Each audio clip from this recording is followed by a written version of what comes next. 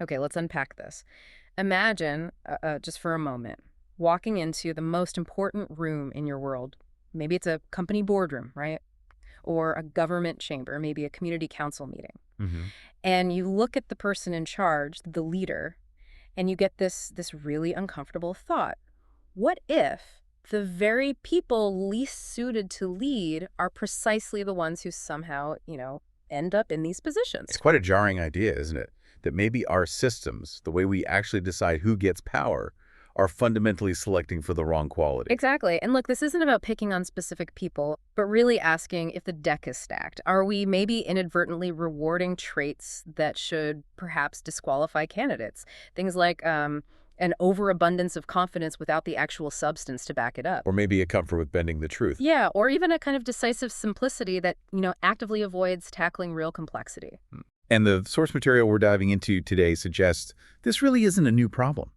It takes insights from Niccolò Machiavelli's The Prince, a book written, almost 500 years ago, Incredible. and holds them up against modern psychological research and some, very familiar real-world examples. What he observed back then about human nature and power feels, frankly, eerily relevant today. It absolutely does. So, our mission for this deep dive is to explore this uncomfortable paradox.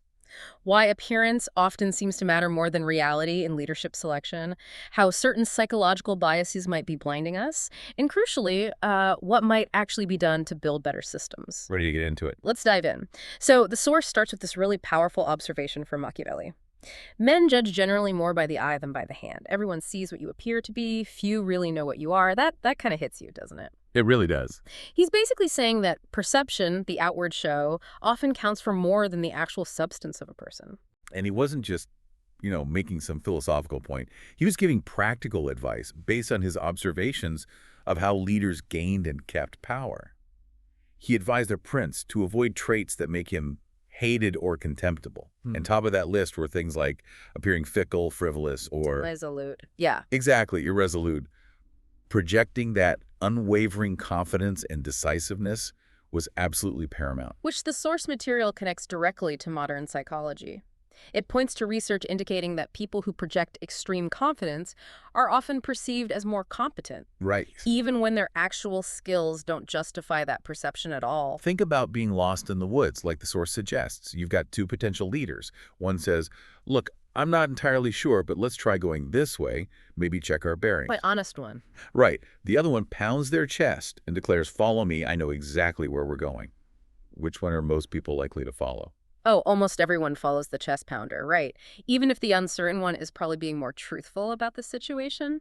It's that immediate gravitational pull toward certainty, isn't it? Totally. Have you felt that pull in your own life, maybe in your workplace or community? That rush to trust the most confident voice, even when maybe something feels a little off? Well, that innate preference for confidence goes a long way in explaining why certain traits, like those often associated with narcissism, really help people get selected for leadership. Hmm. A significant review of studies found that qualities like supreme self-confidence, a really charismatic presentation, and proposing these bold, sometimes quite unrealistic visions are very effective at helping narcissists emerge into leadership roles. But that's just getting the job, right? What happens once they're actually in power? Well, that's the kicker. The same research found that companies led by CEOs high in narcissistic traits experienced considerably more volatility, like 27% more, and were significantly more likely, 33% more likely, to face negative market reactions to their strategic decisions. So the very traits that help them win can actually undermine their effectiveness once they're leading. Precisely. The Adam Newman example from the source is such a classic illustration. His absolute conviction and, frankly, grandiose vision for WeWork helped him raise staggering amounts of money. Billions, wasn't it? Billions, propelling the company to a valuation of $47 billion, based largely on perceived potential and his persona. Yet the underlying reality of the business operations just couldn't sustain that image, leading to that dramatic and really rapid collapse in value, over 80% plummet, I think. Yeah, it's the gap between the glittering appearance and the maybe shaky reality playing out in real time. And the psychology behind it is simple but so powerful. We seem to be wired to favor confidence, especially when we ourselves feel uncertain. Absolutely. Studies confirm that people who display confidence, even when they're flat out wrong, tend to gain higher social status than those who are more hesitant or express doubt, even if the doubters are ultimately more accurate. Machiavelli really did anticipate this. He noted that nothing makes a prince so much esteemed as great enterprises and setting a fine example. It's about creating the appearance of capability and momentum. It is. Though, to be fair, the source also rightly highlights counterexamples, leaders who built legacies through steadiness and substance, rather than just flash and certainty. Sure. But it does make you wonder, are the qualities that help someone get selected inherently different, maybe even opposed to the qualities needed for long-term effective leadership? That distinction feels absolutely crucial, which brings us to Machiavelli's other infamous observation, the one that often makes people quite uncomfortable. Ah, yes. The source quotes him saying that successful leaders have considered keeping their word of little account and have known how to beguile men's minds by shrewdness and cunning. Now, the source is careful here, and we should be too. Machiavelli wasn't necessarily advocating for deceit as some kind of moral good. Yeah. He was observing what he saw working among powerful people in his time. He was describing reality as he saw it, not really prescribing how leaders should behave morally. Right, it was more empirical observation. And the source shows how this translates today. It's not always a bald-faced lie, is it? No, often it's much more subtle, like the magician's trick the source mentions. While your attention is drawn to the dramatic flourish of one hand, the other hand is doing the actual work, unseen. Exactly. Leaders become skilled at directing our attention. They highlight the favorable statistics, tell these really engaging stories about successes, and, well, carefully obscure or downplay uncomfortable truths or failures. It makes you think about leaders you've encountered, doesn't it? How often have they steered the conversation towards what they want you to focus on rather than providing a full, maybe unvarnished picture? And part of why this works so well is our own psychology, specifically something called optimism bias. Right. We tend to interpret ambiguous information in the most positive light, the way we kind of hope things are. It's like we automatically put on rose-colored glasses. And a leader who understands this can frame messages so strategically. Corporate announcements are masters of this, rebranding job cuts as right-sizing or significant losses as just investments in future growth. Absolutely. Research even shows that framing challenges positively can significantly boost morale and productivity, even if it's bending the truth a bit. Machiavelli understood the power of the outcome in shaping perception, didn't he? He wrote that, "In the actions of all men, especially of princes, one looks to the end. So let a prince win and maintain his state, the means will always be judged honorable and will be praised by everyone." Basically, if you succeed, your methods get retroactively validated. The ends justify the means, in perception at least. But there are powerful counterexamples that really defy this kind of Machiavellian cynicism. Look at Patagonia under Yvon Chouinard. They built a hugely successful brand on radical transparency. They openly talked about the environmental damage their products caused, didn't they? They did. They even ran ads telling people not to buy their jackets unless they really needed them. Which sounds completely counterintuitive to maximizing profit or using clever framing. It does, but that very honesty built incredible loyalty and authenticity with their customers. Their revenue and customer loyalty actually grew significantly during this period. It proves that a different path isn't just possible, it can be highly effective. That's a great point. But then the source brings up what might be the most dangerous deception of all, self-deception. Oh, yes. This is where it gets really interesting and, frankly, a bit terrifying. A recent study found that gaining power actually increases a person's tendency towards self-deception by a significant amount, like 42%. They start believing their own spin, essentially, their own constructed narrative, even when faced with contradictory evidence. So the very act of holding power makes you more likely to lose touch with reality. Is that what it suggests? It certainly appears so. And this can create a really vicious cycle. Leaders who are deeply convinced of their own narratives, even false ones, often become more persuasive to others. Right, because they believe it themselves. Exactly. And this external validation reinforces their sense of power, which then further deepens their self-deception. It's a feedback loop of, well, potential delusion. Wow. Okay, let's shift slightly to another paradox Machiavelli illuminated, one that relates to complexity.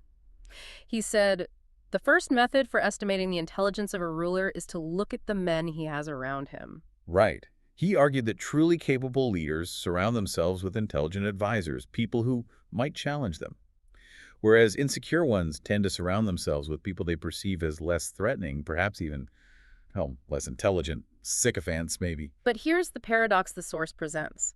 Sometimes leaders who are intellectually simple, or at least present themselves that way, can gain advantages that more nuanced, thoughtful ones cannot. This taps into that beer test idea, the preference, especially among voters perhaps, for candidates who feel relatable, like someone you'd enjoy having a beer with, rather than someone who seems overly intellectual or complex. And this isn't just a hunch, is it? It's connected to a psychological phenomenon called the pratfall effect. Yes, where a highly competent person who shows a minor flaw, or even just a touch of relatable simplicity, can actually become more likable and appealing than someone who seems perfectly polished and maybe a bit intimidatingly intellectual. It makes you wonder, when you see leaders rise quickly, are they typically the deep, nuanced thinkers grappling with complexity, or are they the ones offering the simple, confident answers? And do we sometimes mistake that simplicity of message for actual clarity of thought, when often reality is anything but simple? Exactly. The George W. Bush example from the source is relevant here.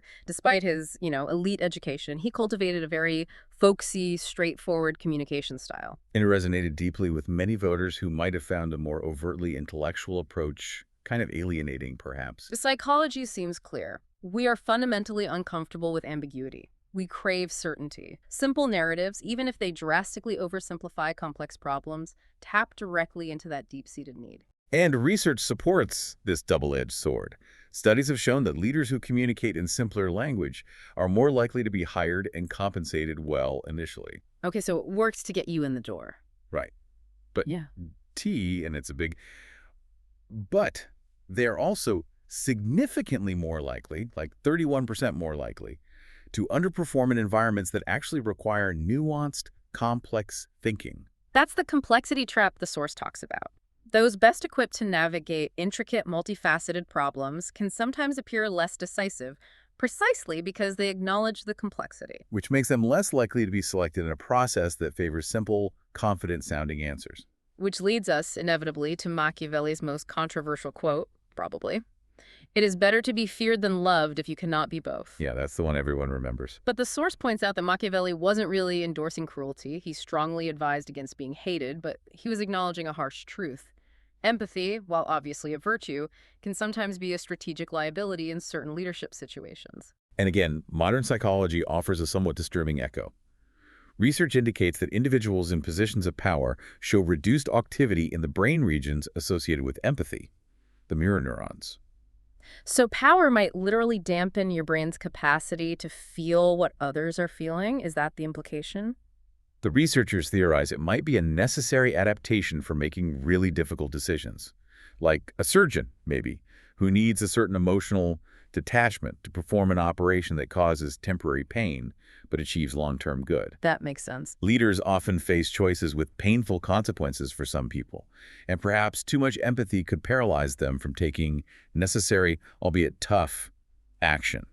Have you ever been in a position where you had to make a tough call, and you knew that dwelling too much on the human impact might make it impossible to act? I think many people can relate to that, yes. And it creates this difficult dynamic. People with perhaps less natural empathy, including those with certain narcissistic tendencies, might find it easier to project that decisive, emotionally stable image we often seek in leaders.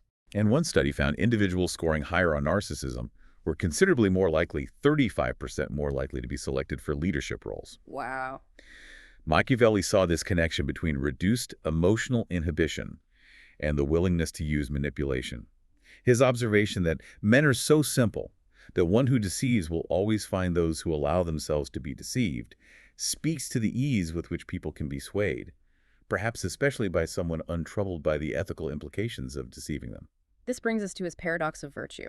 He wrote, It is well to seem merciful, faithful, humane, religious, upright, and to be so, but with the mind so framed that should you require not to be so, you may be able and know how to change to the opposite.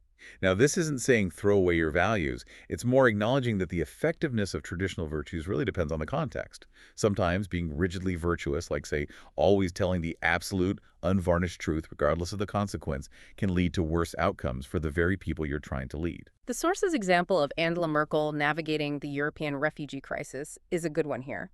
She had to balance this deep humanitarian empathy with very pragmatic concerns about logistics, integration, public opinion, political backlash. It wasn't about abandoning virtue, but about the wisdom to apply principles appropriately to an incredibly complex reality. Exactly.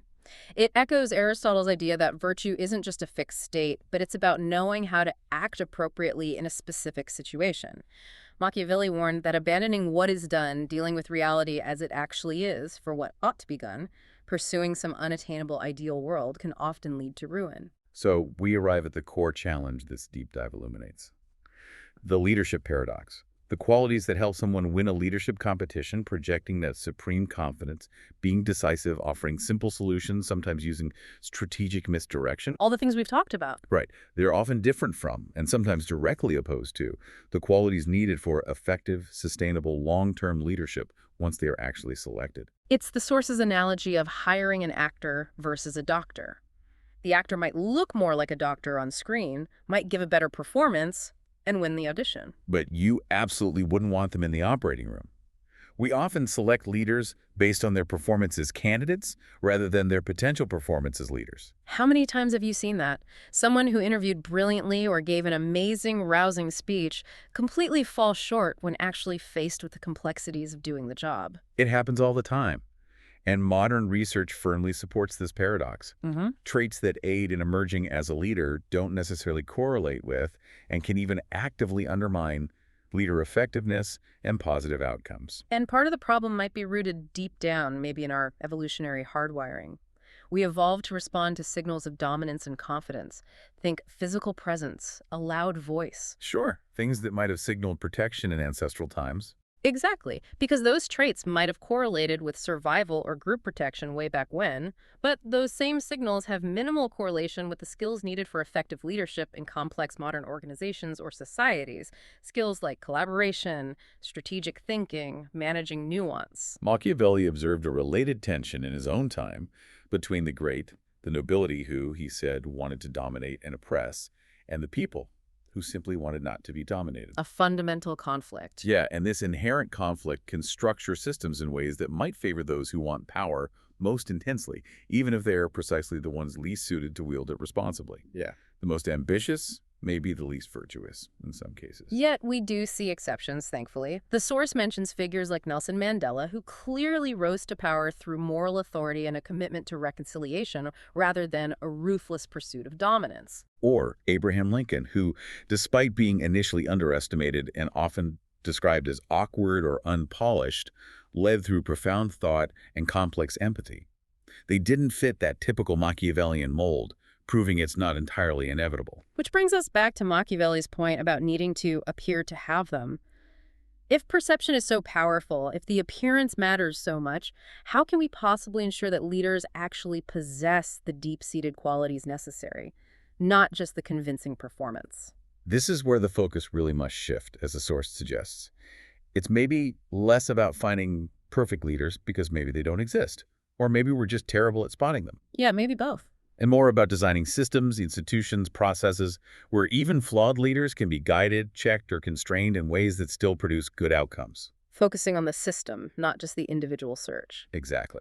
The source points to historical models like the Venetian Republic, which use this complex mix of election and random selection to try and dilute the influence of factions and individual ambition. Or modern examples like the investment firm Bridgewater Associates' principle of radical transparency, forcing issues out into the open. And it proposes concrete reforms based on both Machiavelli's, ancient wisdom and modern organizational psychology. One key idea: prioritize actual outcomes and track records over performance in artificial settings, like interviews or speeches.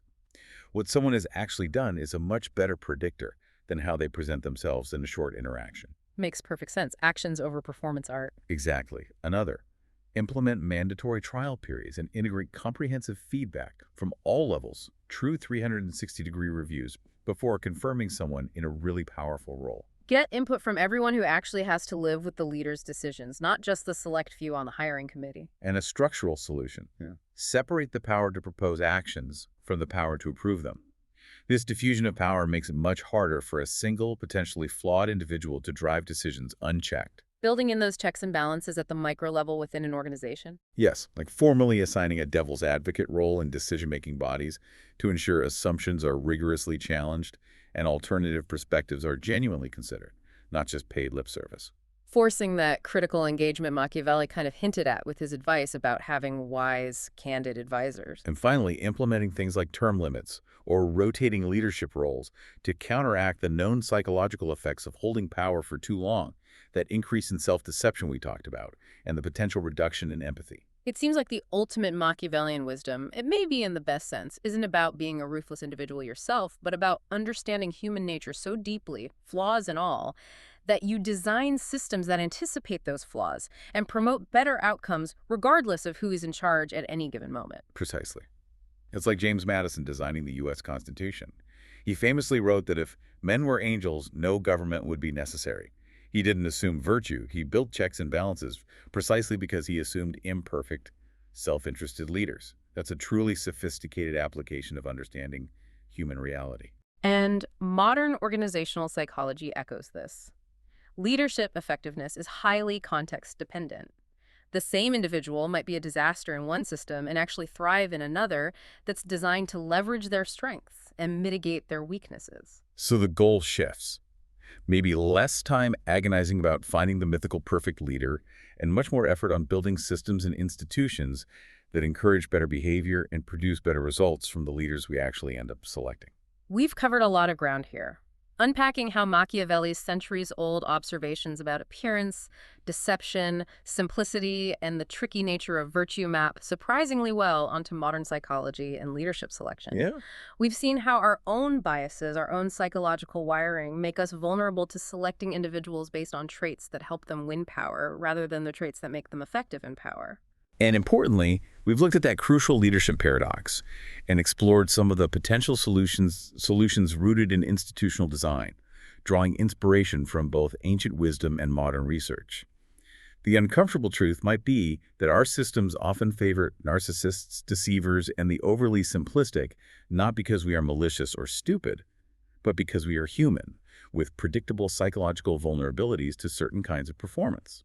Machiavelli's most profound lesson, perhaps as illuminated by these sources, might simply be this.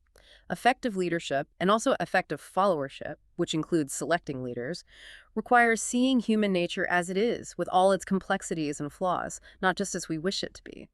Understanding these dynamics, recognizing that powerful pull of confidence, the subtle art of misdirection, the deep appeal of simplicity, the complicated role of empathy is the absolute first step towards building better systems and making better choices ourselves. And perhaps the truly Machiavellian individual today is not the power-hungry schemer we often imagine, but maybe the citizen or the organizational member who sees through the performance of power, understands the psychological games at play, and actively pushes for systemic changes that select for substance and constraint over mere showmanship. So this leaves us with a question for you, the listener, to consider based on everything we've unpacked today. What aspects of leadership selection or performance have you observed in your own experience, work, community, anywhere that seemed to backfire, precisely because they prioritized appearance over reality, or maybe confidence over actual competence? And maybe think about this too. Have you ever encountered a leader who seemed to rise and succeed without falling into some of these darker patterns we've discussed? Someone who perhaps defied the odds? Here's something for you to mull over.